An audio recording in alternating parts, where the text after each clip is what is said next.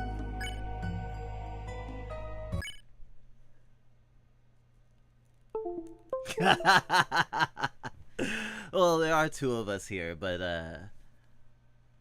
Noelle was done by this beautiful creature giving me head pats. And their voice is all mine. I keep it in my closet. Help, I'm being stuffed back in. Help. Chris, are you feeling alright? I know, it's the weekend, but Hey, okay, Mom. you've not left your room all day.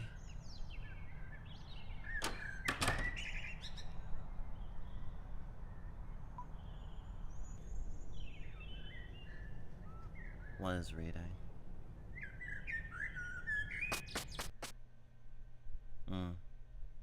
The soul is Unjamalami. And the body is Parappa.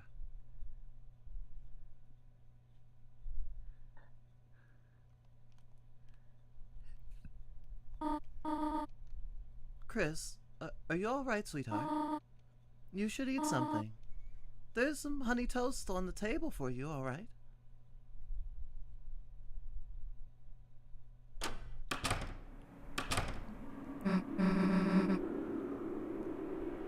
Triangle also fast forwards. Oh, I wanted to do the lines again. Hey, took you long enough. You trying to sleep through the festival or something? Noelle's waiting for you at the beach. She told me to get you. Yeah, we already kind of hung out.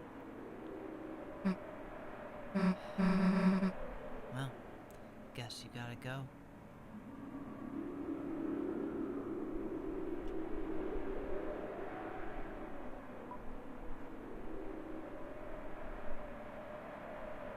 The one keeping me sane. The girl that eats apples. Whole.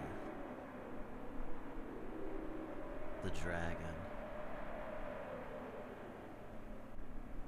Not included in the prophecy. You know, Chris is dissociating hard when they have nothing to say about Susie. Hey, wait a sec.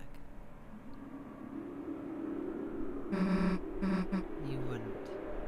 I mean, you wouldn't want to see the festival first, would you? Yeah, I saw everything with Noelle, but like, I still want to see how you'd react to stuff too, you know? Come on, it'll be fun.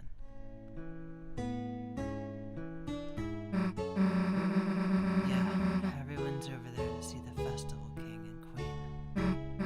It's lame, right? I mean, like, why has it gotta be a king and queen? Whatever we are, it's cooler, right? Right?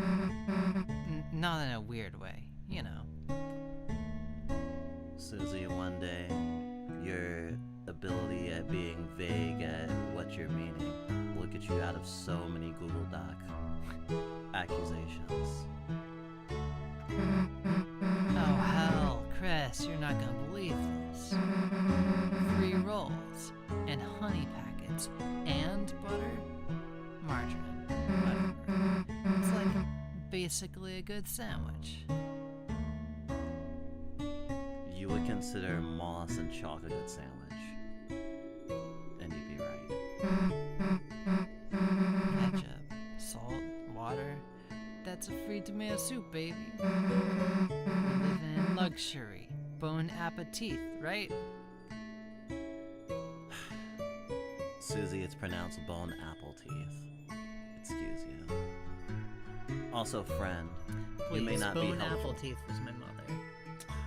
Sorry. Overly formal. Friend, we have enjoyed your presence here. I think that for some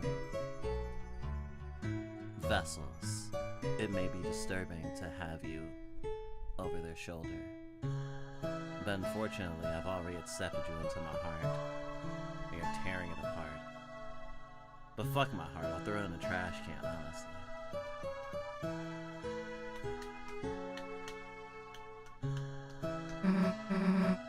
Oh yeah, me and Noelle wrote this.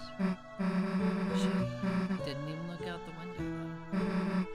The whole time she was just resting her head on my shoulder. Dude, my heart was beating like crazy. I don't get how she was so calm. Anyway, you wanna ride the wheel? I do. Alright, I call shotgun. I call Warthog Gunner.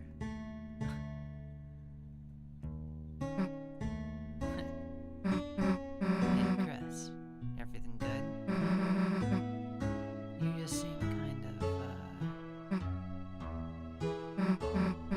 Whoa, wait a sec. Chris, did you feel that? Earthquake! Damn, that was close. We almost... Oh hell, it's the aftershock! Cruel world!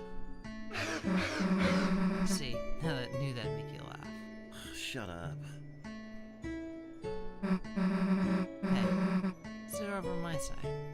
View's better.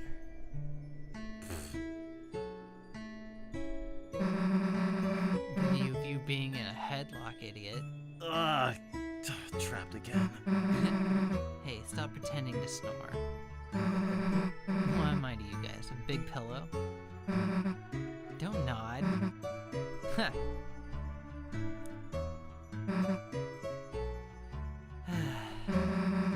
That's about it, huh? That was pretty fun, mate. You're pretty fun.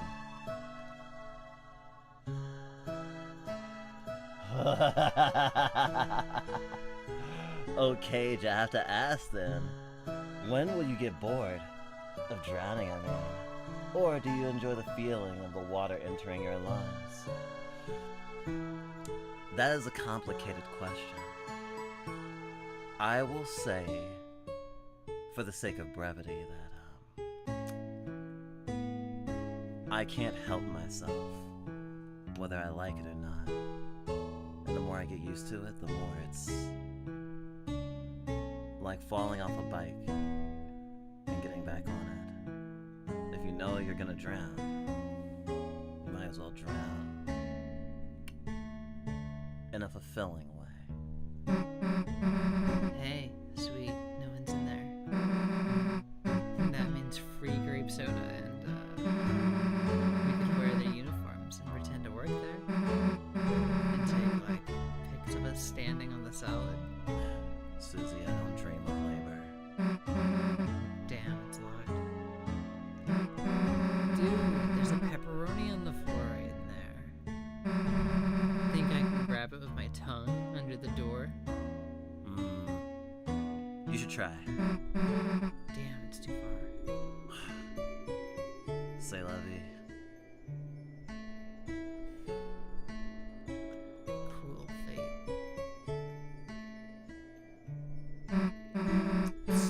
Hey, no one's looking. Let's mess with the sign.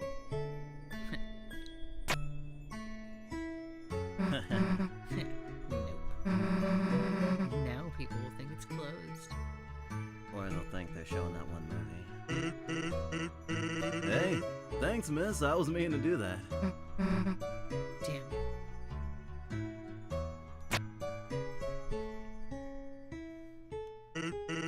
Hey, you want to mess with the sign again? We got some extra letters over here. Really? Even cute? No, we're not doing that. Susie, what were you gonna write? Quail? Quintessence? Faggot? Are you ice cream stand? Nah, that's next to me. What are you then? The the ice cream stands. Okay. Can we get some ice cream? Can you fill out this card? Whatever. What do I put on it? Just draw you and your friends on it. That way I can give you a discount. Alright, whatever. Here, me, Chris, and Ralph say. I might use it, but I gotta put him on. Thanks. So, when do we get some ice cream? Whoops! I don't have any! What do you mean you don't? But the stand will after it finishes churning. In the meanwhile, why don't you just take this? Fucking bread? Bread? Why do you have bread? To make ice cream sandwiches. That's kind of a good idea. Guess I gotta wait until the ice cream's done. I'll walk you to the beach though. You know, when you wanna go. Although it sounds like it would not be so good, I do imagine that ice cream soaked into bread, depending on the bread, would actually be pretty banging. Like a croissant, for example. Or if you mix some eggs into it and then turn it into ice cream French toast. Okay, now you're doing too much. Now you're taking me to a restaurant. And now I'm on the floor with my tongue out. Which is a problem. Dude, Tammy left all of her art crap. Let's draw in her sketchbook.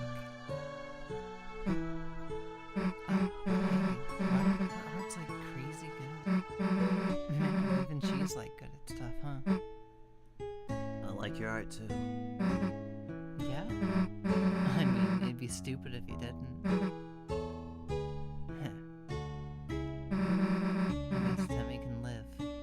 For now. I suppose that's true.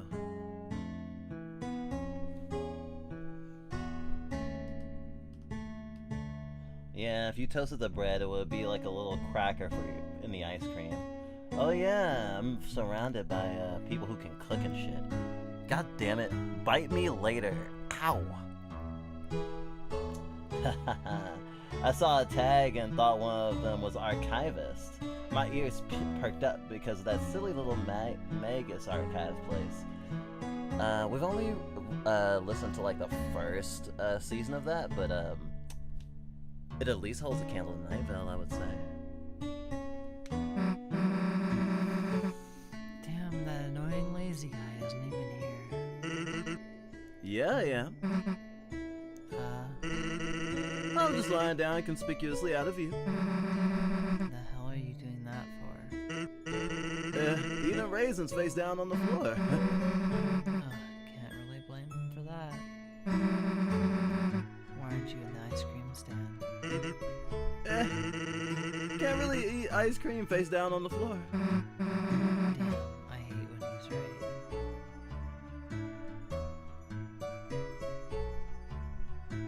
They so strategically blocked off so many points of interest.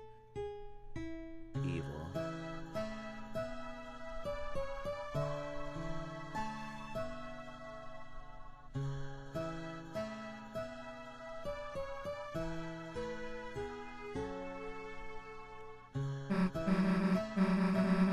Wait, move your foot. Dollar coin on the ground alert, idiot. I can get gummy monsters on my ice cream.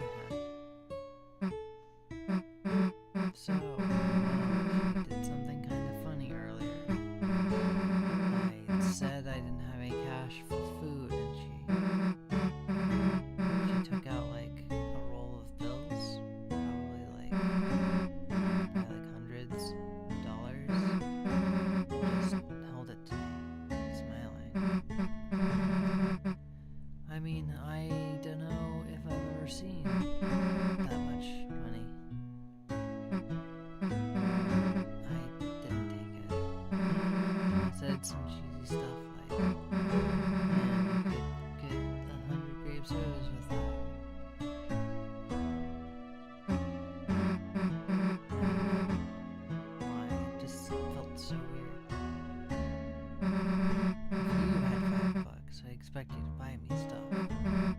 But I guess, same back if I had $5 too. Alright. I have, chewed on my extra time for long enough. I should, go to the beach and abandon Susie. I mean, I should reunite with Noelle and abandon Susie.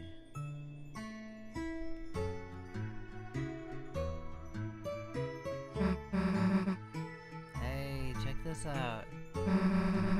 Elsie showed me how to make this wimpy cry. Yeah, I was stupid anyway. Flowers are boring. Everything smells nice, right? Come on, smell it, Stinky.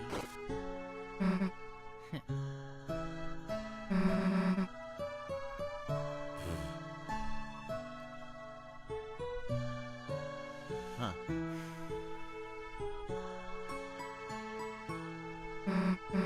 Which is why the flyer crown instantly disintegrates. Something with that much power cannot be allowed to exist. Alright, done with the festival? Unfortunately. Okay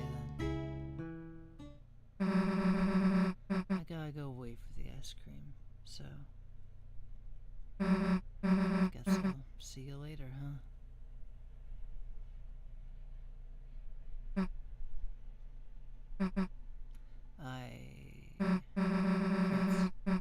I'm not good at saying this stuff, but even if we didn't really do anything, it was nice seeing the festival with you and stuff. I know me and Noelle are getting kind of close, but you're still a big deal to me too. So, cheer up, okay? See ya.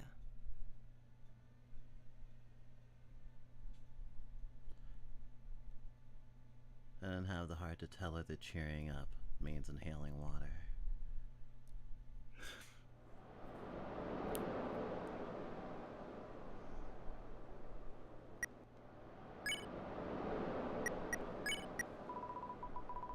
Bread. A loaf of bread Tends to leave crumbs wherever it goes. Wait, I can actually, like... Am I not dissociating right now? Ah, no, I'm still dissociating. I'm just not dissociating about the bread specifically. Bread is too interesting to dissociate about. You're just saying that because you love bread. We'll have to take a small cat nap. Have fun drowning, Kate. Oh boy, we're gonna have such a weird thing about being called that now. In a good way? God, that's fucked up. I'm so fucked up. Well, A cage with human soul and parts. yeah, they're laying around there somewhere.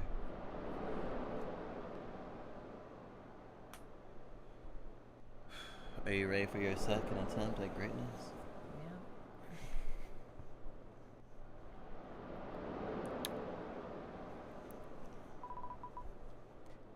Chris, I know. I know you wanted to deny it.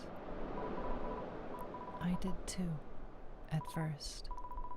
But eventually, we're going to have to face the truth.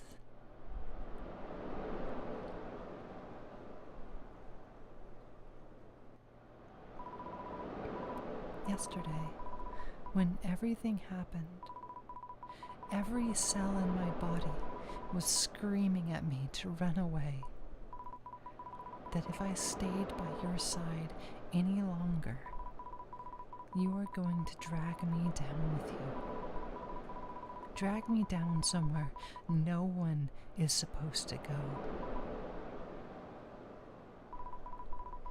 And you know what terrified me the most about that?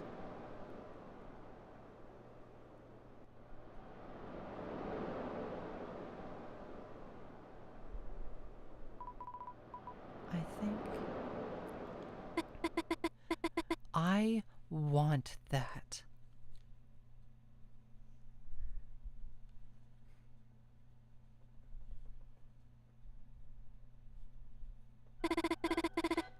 Since Des left, all I've been doing has just been marching down my path, staying quiet, getting good grades. It feels like I've just been watching myself through glass.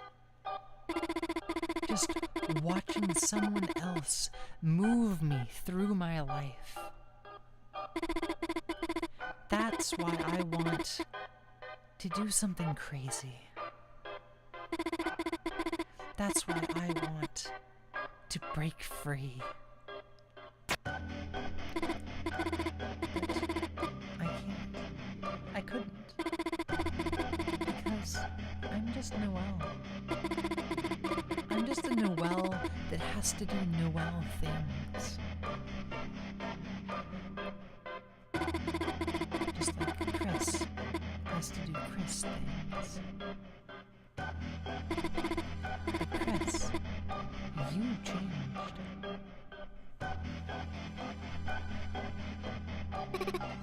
Chris, you actually changed. You found out how to stop being Chris. And no one else has noticed. Because they don't want to. They don't want to see how interesting you've become. They'll just keep marching down the same path without even thinking where it goes. Chris, being around you is changing me too. Chris, when I cast Snowgrave, I felt stronger than I have in my entire life. I know, it's horrible. It's horrible to say that, but Chris, if it's you telling me to, I can do anything. If you tell me to, I can do things that are impossible. Things no one else can do. So, why don't we do it? Why don't we do something crazy? Tell me to grow wings, and let's fly out of this stupid town to somewhere no one has ever been before.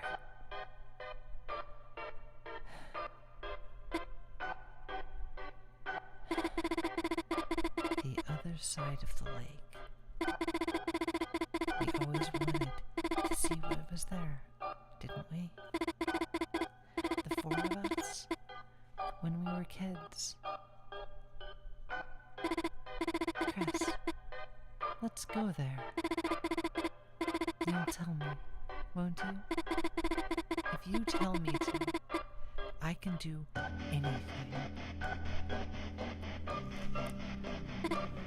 So, tell me, Chris.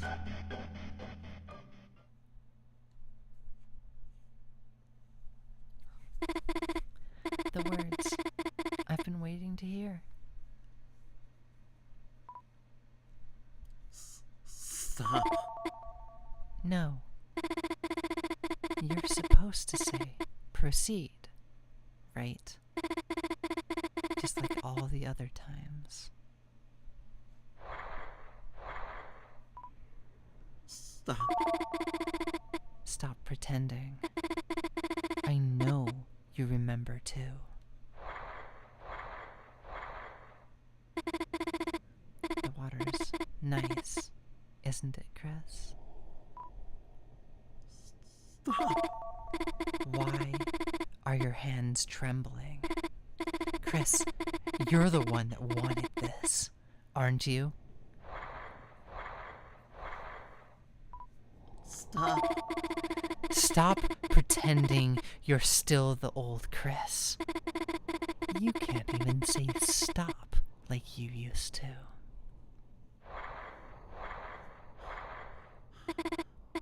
Chris, don't hesitate.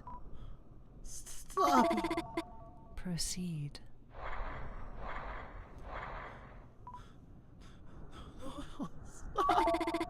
Proceed.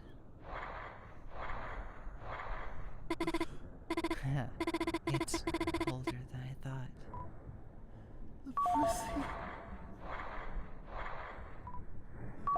Proceed. Chris, don't let go of my hands.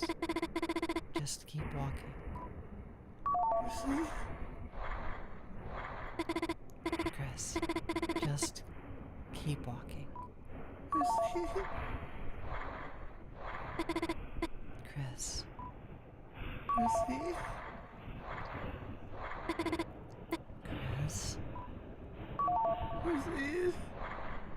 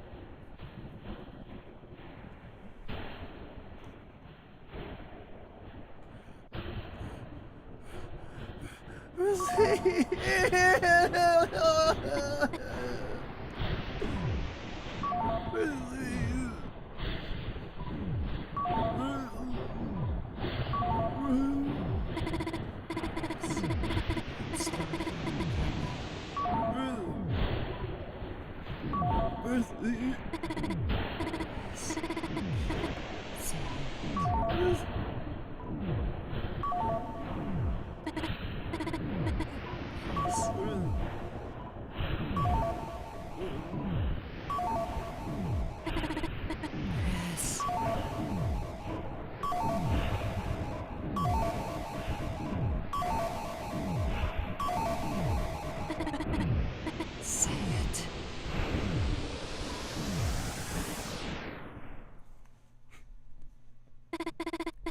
I was wrong. The dream never happened. Chris hadn't changed. I hadn't changed. I had simply gotten carried away.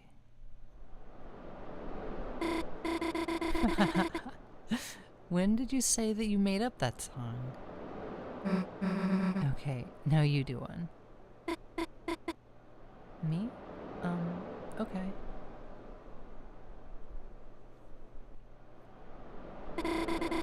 Oh, French fry on the floor, it's you that I adore. Greasy and salty and lots more. Dude, you could be like a pro music guy. It's never really been my talent. Really. 'Cause even when it's dumb stuff you're singing, I really like it. Thanks, Susie. Man, today was probably one of the best days ever.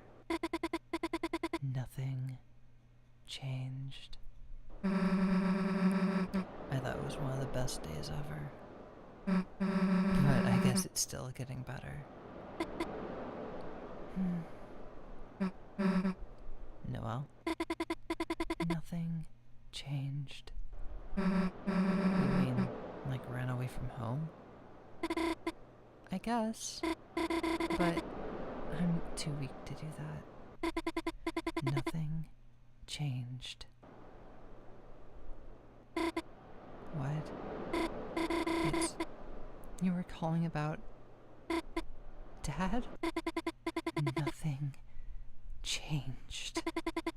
Because a Noel is just a Noel.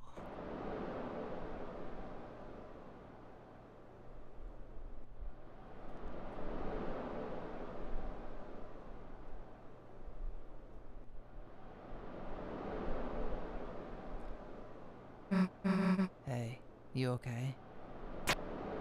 I wasn't even sure if you were alive for a sec. Me and Noelle, we kind of ended up, you know where she is? I went to get some ice cream for her, and she's just gone. I want to go look for her, but I don't know. You don't need to be here alone, right?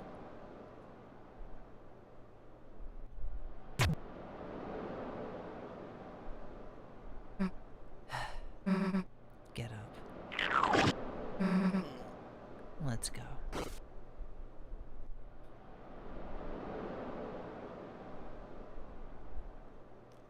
Oof.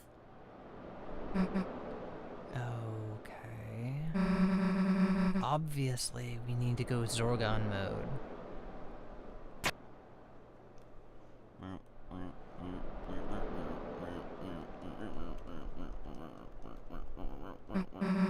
Okay, you good yet? We can go.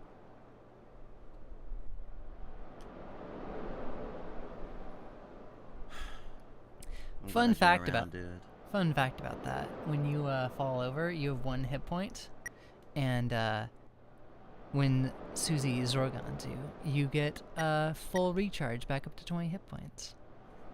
Well, I Thanks, love it Susie. when Susie pilots me around like a puppet. Thanks, Susie.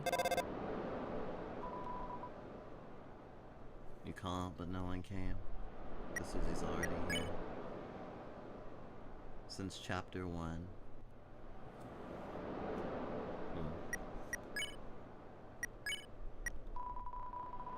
There's a small shard of something in your pocket. It feels like glass, but You don't need it again, dumbass.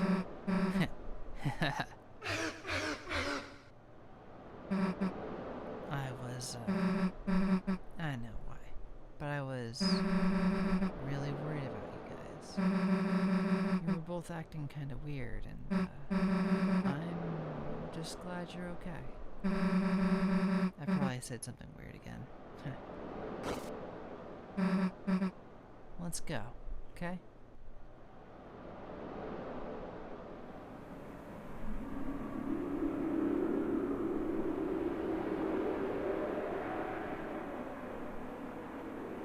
Hey, Chris. Mind if I stop in here for a sec?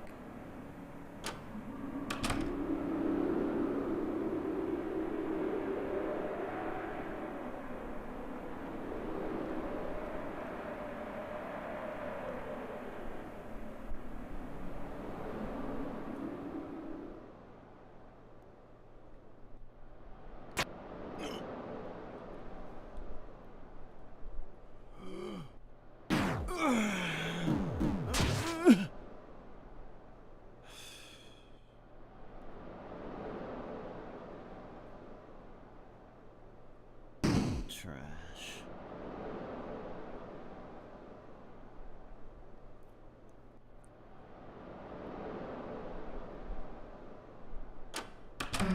Hey, Chris. I got these for Noelle, but, you, think she'd like them? Chris, you think it'll work out between us? Yeah, right. Maybe flowers are stupid, right?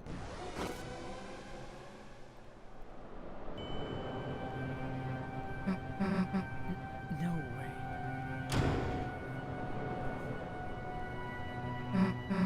Chris. Chris. Hey, Chris, where the hell are you? Chris. It's dark. Your dad's in there. Hurry.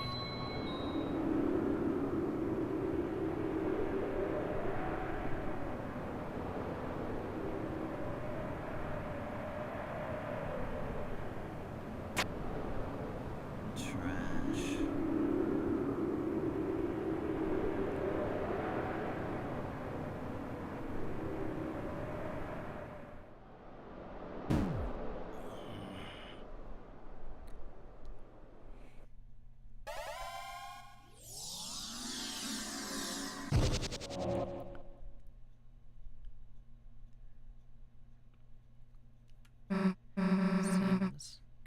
peaceful this time.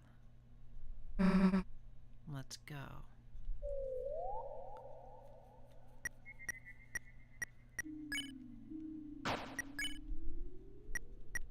Shattered rose.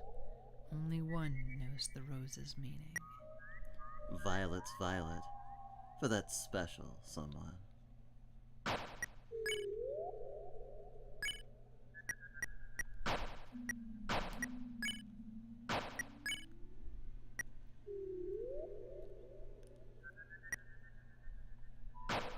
Alright. That is the... Damn, you have made a lot of money. A lot of darkness dollars and you freeze everyone and take all their shit path. Yummy, yummy.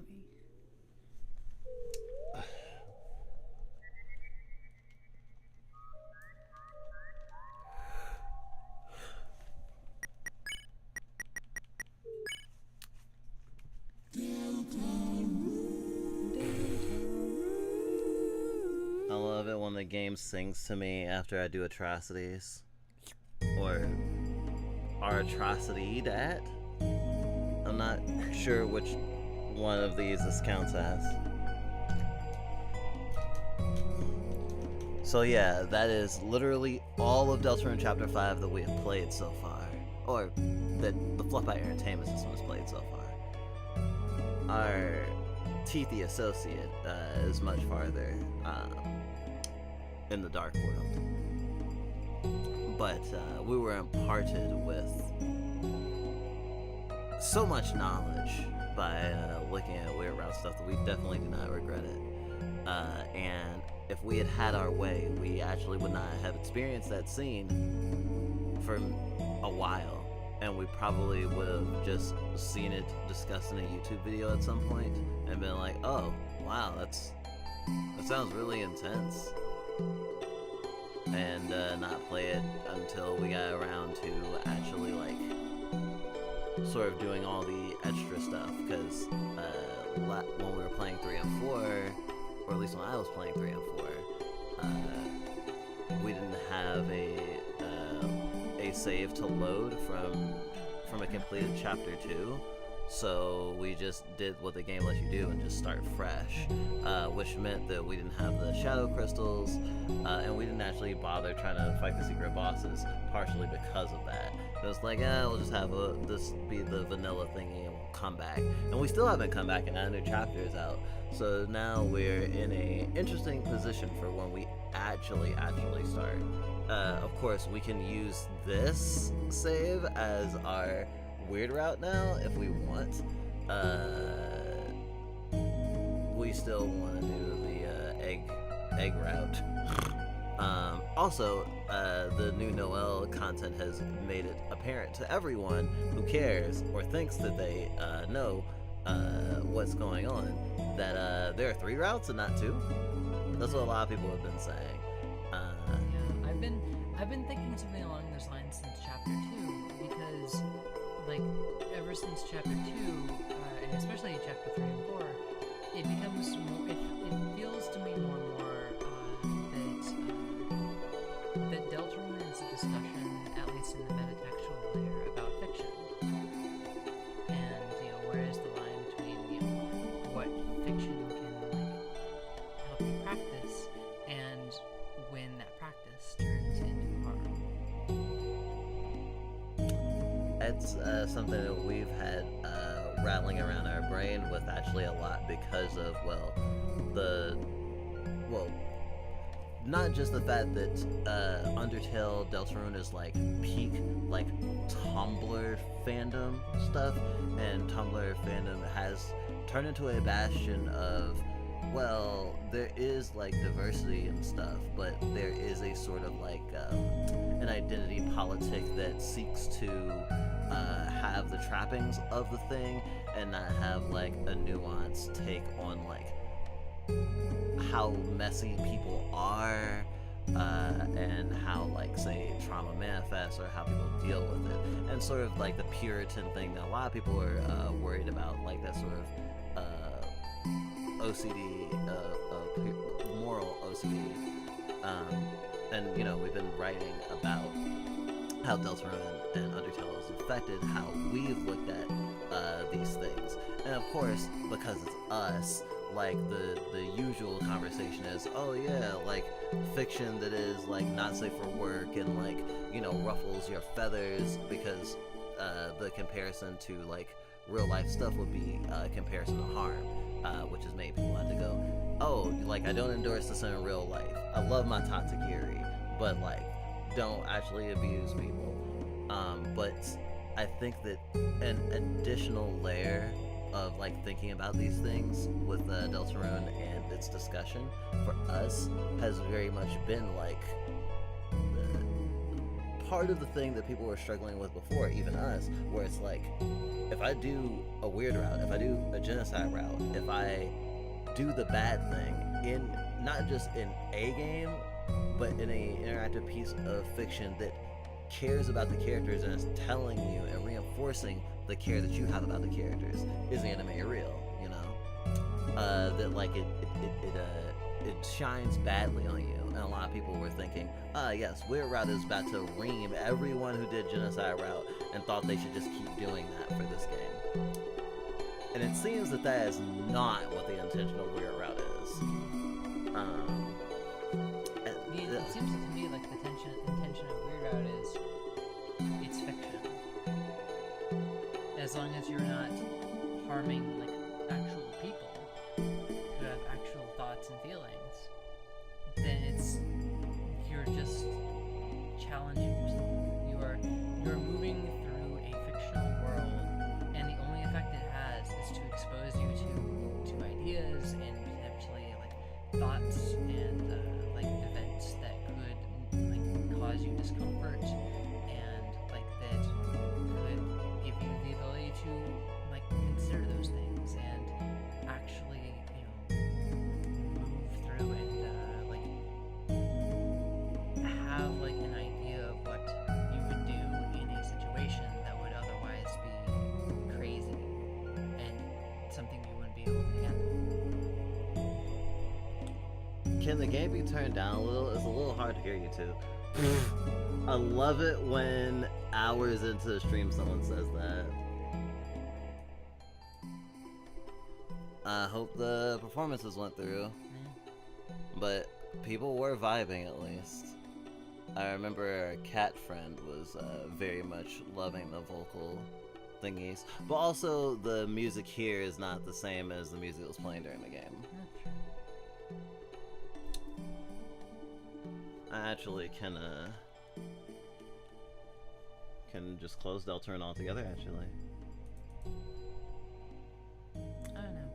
I just appreciate Deltarune because, at least to me, it feels like no matter at like how you like kind of like turn the narrative in your brain, it still feels coherent to me. Like, you know, whether Chris is literally being possessed by like a upper entity like being, such as a inhabitant of a light world to the dark world of their light world. So it's like layers of fiction, right? Yeah. Or whether, you know, Chris is just living in the world and like just like you know, having a like a dissociative episode where it's like they have split themselves against themselves, and you know they're acting, you know, in a way that they find abhorrent, but they still are acting in that way. Nope. It's like, well, you know, it's like like the only real problem with it is that like obviously then it gives Noelle less agency. That's true. Because it's, you know, Chris calling the shots, but then again it's Noelle also choosing to give up her own autonomy and to play along with you know, with Chris, and to like gift wrap her autonomy to Chris instead of at some point drawing a line and enforcing a boundary, which, you know, trauma. But yeah, It does feel weird that the normal route does not acknowledge the internality of Noelle past. I miss Des. I like Susie. I hope Susie continues to be really Well, cool. I mean, she does get a lot more internality in chapter 2 when she explains, like, you know, all of them as kids and, you know, why she likes being scared. That's true. Because it's associated with comfort for her. I feel like the blog stuff really reinforces that, and it's interesting because it's there, but it's still not like it tips your hat in the direction to like sort of understand what's coming, but at the same time it doesn't do it so aggressively as to understand just how deep in the muck Noelle is.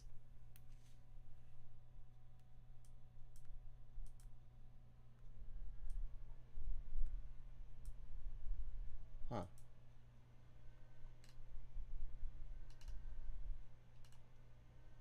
That's weird.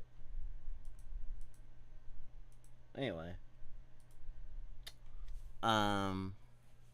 What else? I will say about my theory. Without going to my theory, I believe that Weird Route is about a character breaking free from constraints, much like the theme of the rest of the game. Yeah.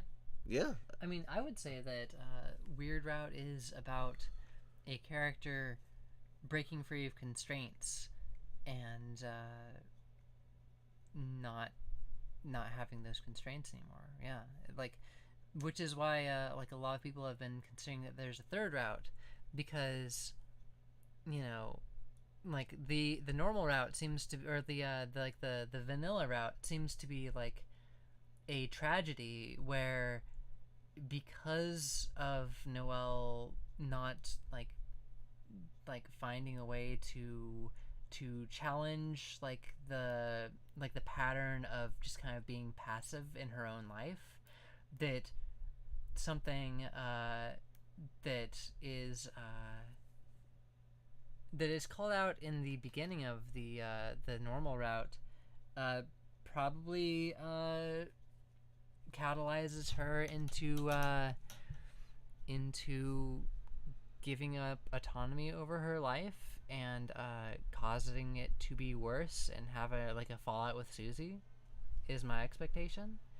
And then in the Weird Route, obviously she freezes Birdley and then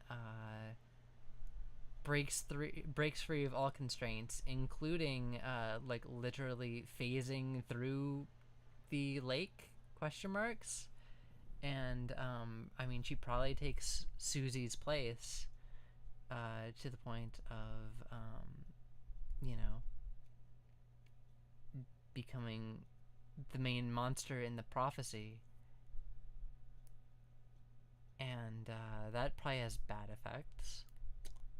I don't think either ending is going to be good. Like a lot of people are saying, and I've also been thinking that the thorn ring and the pure crystal, when you make the twisted sword, will have it'll, you know, because all swords are writing implements. And my expectation is that the twisted sword is the pen. Once we haven't had a pen, we've mostly just had pencils. We've only had pencils. Yep. You know, it's a pen that you can forge to write your own destiny. Because shadow crystals are shattered dreams. They're you know, they're what happens when your expectations of your world crack and your dreams fall apart. And then the thorn ring is like it's like the friction that you can use to you know, make yourself stronger, to face your fears, to challenge yourself and build yourself up, right? It's just, you know, you're repurposing something that could be used to harm you into a tool to use. into a weapon to wield, as opposed to a weapon to be used against you. You know, especially like when you consider like the status effects on that weapon. Whereas the Thorn Ring has hypnosis with a down arrow, the Twisted Sword has hypnosis with an up arrow. It is an inverted Thorn Ring, whereas you're gaining the power to, you know, to use your dreams to enchant yourself, as opposed to allowing someone else's dreams to enchant you. You know, you're hypnotizing yourself into believing that you are capable of doing what you actually want to do.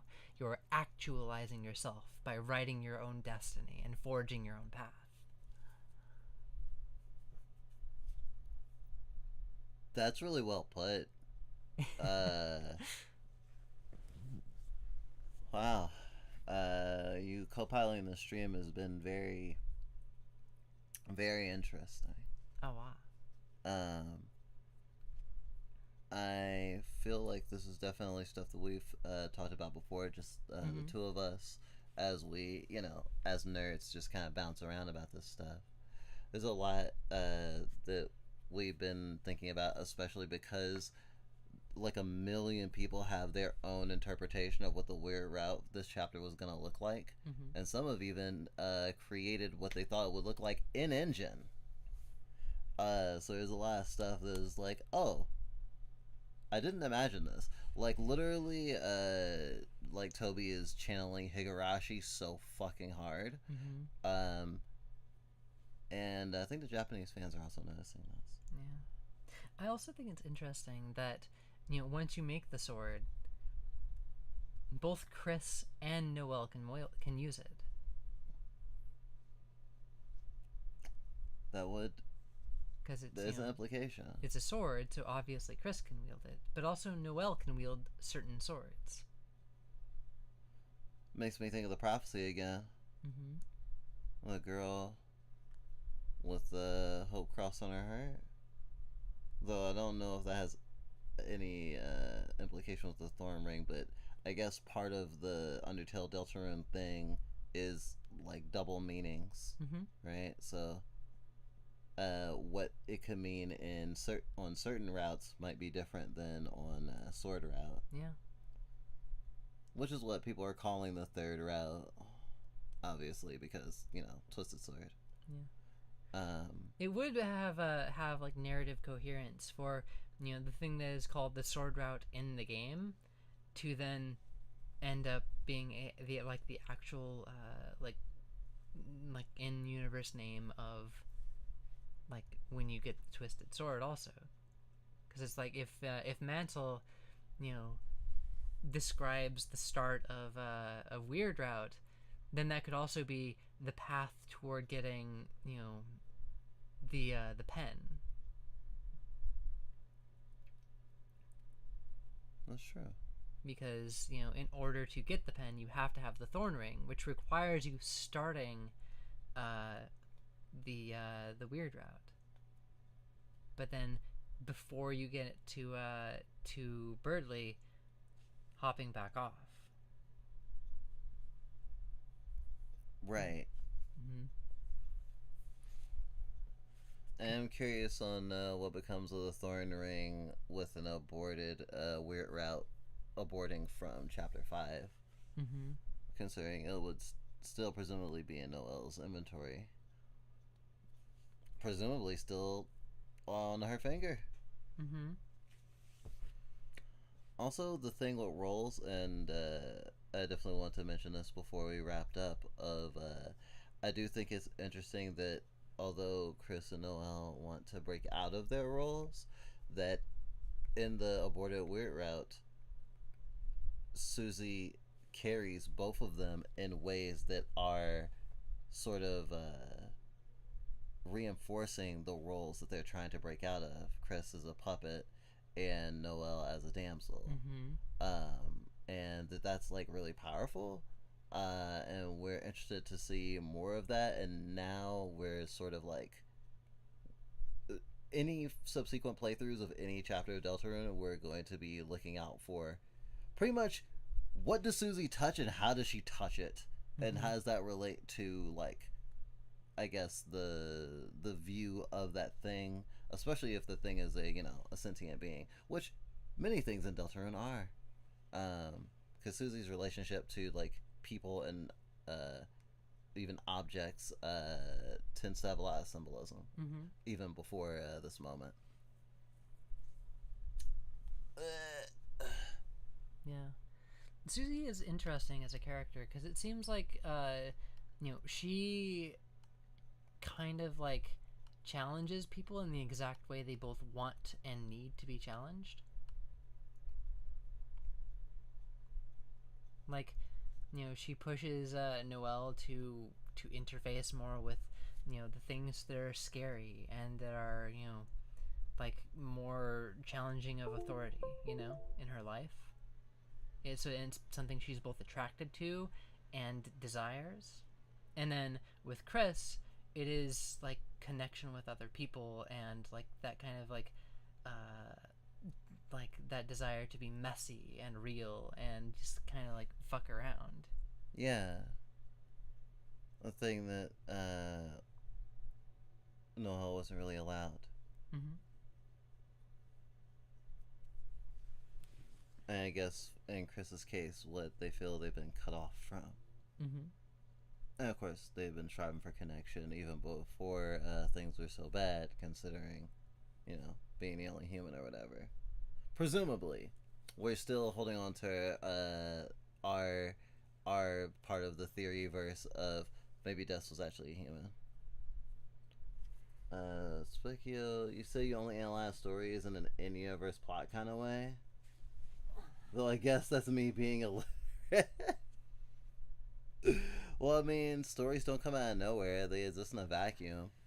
I mean, people have spilled a lot of ink over the things that Toby is doing or the things that Deltarune may or may not end up doing based on the stuff that Toby has said inspires him and / or stuff that has been directly like sort of visually referenced, like the motorcycle bike slide in Akira is not in Deltarune as far as I know, but I'm bringing it up to say that something as iconic as that for what it's referencing is in the very beginning of the game when Susie and Chris fall into the Dark World for the first time, and that game was a Brandish. Has been getting a lot of attention because Toby was like, "Oh yeah, this really inspires me," and seeing that they made like visual, like direct visual references to it has tipped a lot of people off that maybe there's some other stuff that Deltarune has in common with it. Yeah, like the rotating rooms puzzle in the ruins in Undertale. Yes. And also just like the fact that the ruins itself was based on like the opening area of Brandish. And how like that concept of, a character being in a like a three-dimensional space and only seeing in like one dimension at a time, but they exist around the character is also referenced constantly. Like in I think it's first Sanctuary, where there is a reference to the angel written on the same wall that you are looking at. So it's written on the same wall that you're looking from, rather. So like you get to examine a wall at one point in one of the hidden passages, and they start talking about the angel. And it's like, that's what the angel looks like. And it looks like they're looking at the player, or something like that, right? Potentially. Because they're looking from the perspective toward your viewpoint instead of looking along with you. Right. So your viewpoints are conflicting. Yeah. From you and the character. And that happens a lot in like character viewpoints as well, where Ralsei is constantly trying to get Chris to imagine something, so it sends you away. And Ralsei is aware of the player, or is else trying to talk to a part of Chris that is usually sublimated by Yeah, it's the kind of dissociated.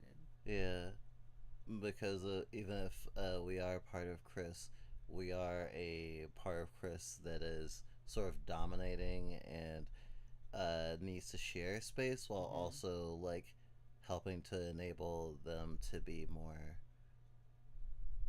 It's like expressive. Mm-hmm. You've got mail. Male. Oh right, the image of the angel that you can't see. Yep. I mean, the fourth wall and stuff is played with constantly in these games, right?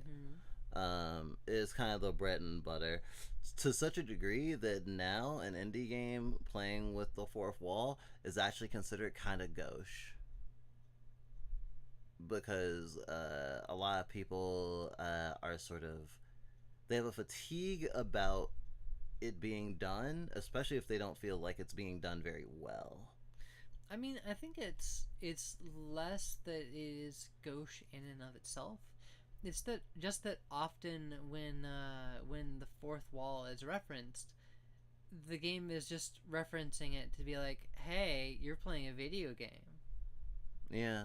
You know, but like the point of Deltarune and Undertale doing it is just generally they have something to say about about it, and like the reason that they pull the fourth wall so often, especially in Deltarune, is that Deltarune has a meta narrative.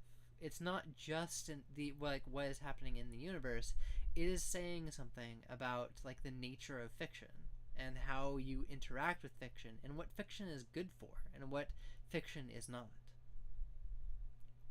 And so, as a being of the light world that is inhabiting the dark world that is Deltarune, you inherently have to like understand that, because it's like you are going into the dark world also to play.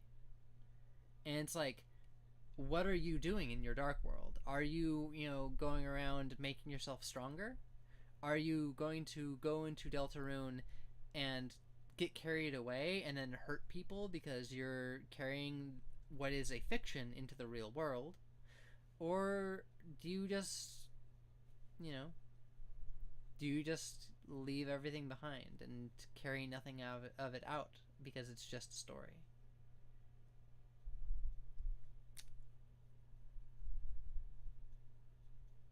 Those questions give me emotional pause.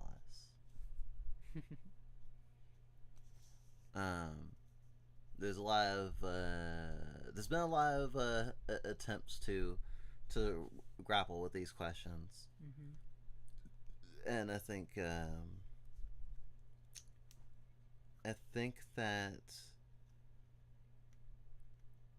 we're going to continue to be surprised by what Deltarune pulls, but that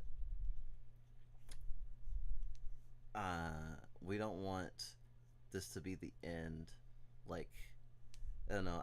We keep thinking about like when Deltarune is over, and like what will be left. Like how will like the interactions that we're having now, while it's still like quote unquote relevant, while it's still ongoing, feels like it's gonna be so different than like as everything's settled and you can sit on it. And it's making us really love this moment even more because it's so transient. Yeah. I love it so much because it definitely feels like very coherent in that way. It feels like it is enacting upon the player the thing that it is trying to write about within the story of it. It feels like it parallels you with what it is doing, and then it is also in dialogue with Undertale as well.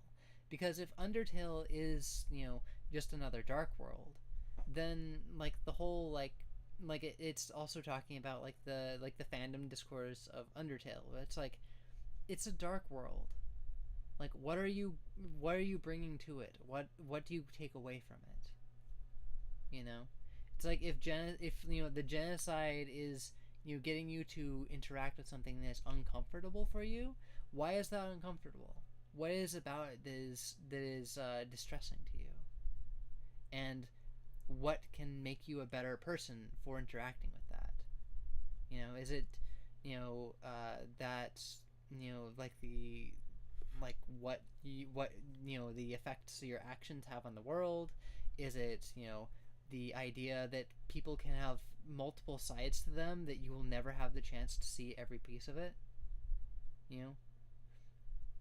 Like, people can be goofy in one context and be a completely different person in a different context, Yeah. That there are people who are manipulative, that there are people who are, who will roll over no matter what happens, like, I like it so much because the dialogue that it opens with, the other piece of artworks in its, parallel universe, it makes them more interesting.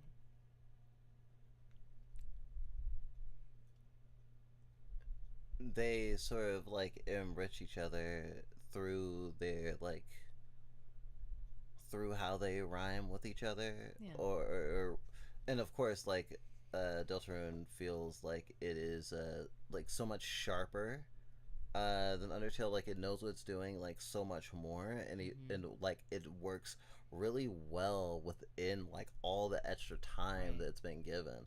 It's also really interesting too in the terms of like the time scale, because kids who grew up playing Undertale, then who go into Deltarune, and it's like if you learn some like basic morality from Undertale and carry it with you, and then you play Deltarune and you develop more.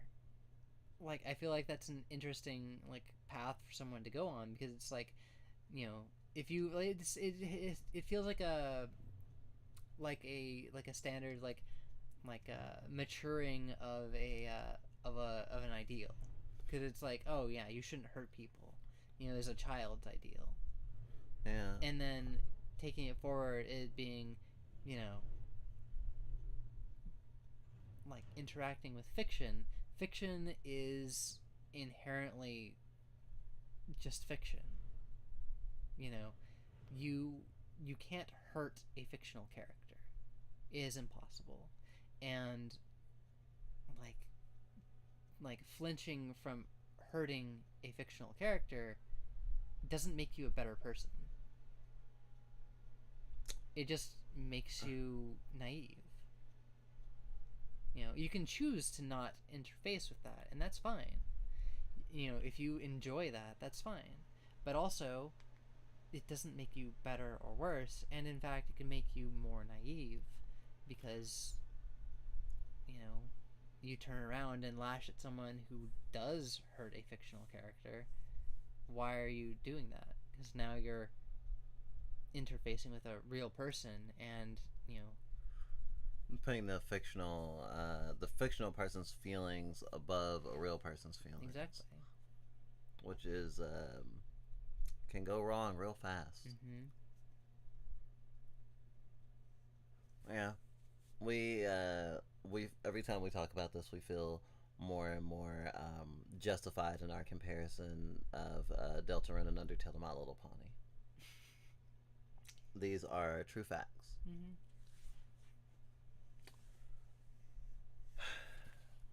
You have given me very many gifts. Oh wow. Before today, and before yesterday, and every day of our lives, or our lives together, as we've known each other, not like, like 20 years ago. I was like, wow, I'm gonna be a crocodile one day. They're gonna be so cool. But we definitely appreciate you staying up with us till almost 3 a.m.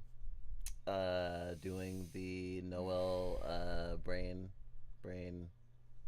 Noel brain. The Noel brainworms, and helping us start the groundwork for hopefully something very, very interesting in our own right. Yippee. We all have fun with us, and we're still processing things. But now we can. Actually, I don't know if I can. Well, I mean, we had goals. It was one of the goals. It was nice to do. And also nice to expose people to the pain of drowning. Once again, drowning will never stop. Fluffbite will drown forever. We will never escape. Drowning is our life.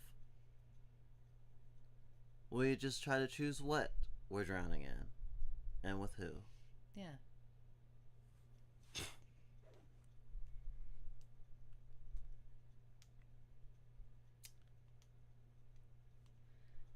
Time to expose yourself to more fictional drowning. I love fictional drowning. You don't even know. Oh wow, someone else is playing Deltarune. Deltarune. I'm checking who I should raid for this for ending the stream, because don't want to be up all night. This is actually yeah, this is a little bit around the time that we stopped streaming last night as well, which is super funny. Oh, Banui is streaming art of some sort, so I think we will do a raid for that. Thank you for stream tonight, Respite and Snack. You're welcome. I don't recognize the fluff bites in the water. Oh wait, hey.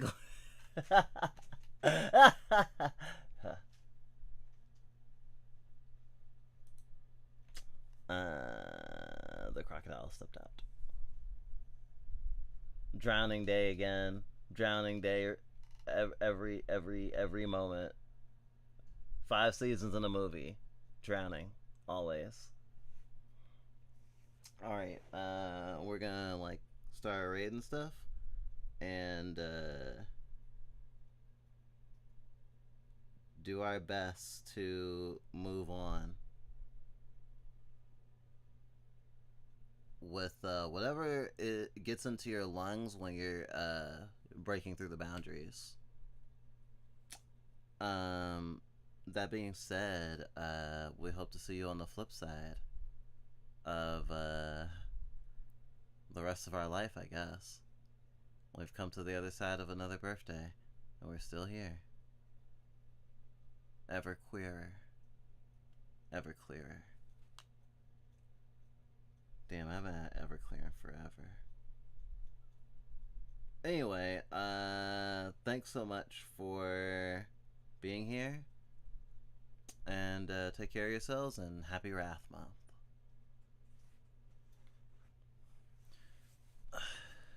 Make sure to tip your birthday troubles.